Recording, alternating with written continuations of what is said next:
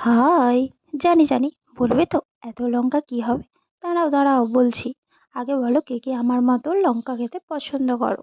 কে, কে ঝাল খেতে পছন্দ করো বলো? আর জানো তো হঠাৎ করেই ইচ্ছে হলো লঙ্কার আচার বানানো যাক। আর যেই কথা সেই কাজ, লেগে পড়লাম।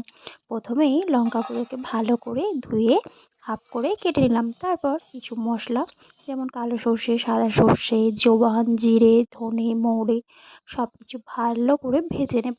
তারপর ঠান্ডা হলে এগুলি গুঁড়িয়ে নেব। তারপর লঙ্কাগুলো যে কেটে রেখেছিলাম তাতে হলুদ আর পরিমাণ মতো লবণ মাখিয়ে নেব। তারপর তারপর আর একটা কড়াইয়ে কিছুটা পরিমাণ সর্ষের তেল গরম করে নেব। গরম হয়ে গেলে ওই লঙ্কার মধ্যে আগে থেকে ভেজে রাখা মশলাগুলো দিয়ে আগে মাখিয়ে নেব ভালো করে। তারপর ওই গরম তেলটা দিয়ে আবার মাখিয়ে নেব। ভালো করে মাখা হয়ে গেলে তারপর ঠান্ডা হয়ে যাওয়ার জন্য কিছুক্ষণ অপেক্ষা করব। ঠান্ডা হয়ে গেলে তারপর একটা জারে ভরে রেখে দেব। হয়ে গেল আমাদের লঙ্কার আচার। তবে এই লঙ্কার আচারটা অনেক দিন ভালো রাখার জন্য মাঝে মাঝে রোদে দিলে অনেক দিন ভালো থাকবে। আর ভিডিওটি ভালো লাগলে অবশ্যই লাইক অ্যান্ড ফলো এবং কমেন্ট করতে একদম ভুলবেন না। অবশ্যই শেয়ার করবেন বেশি বেশি করে।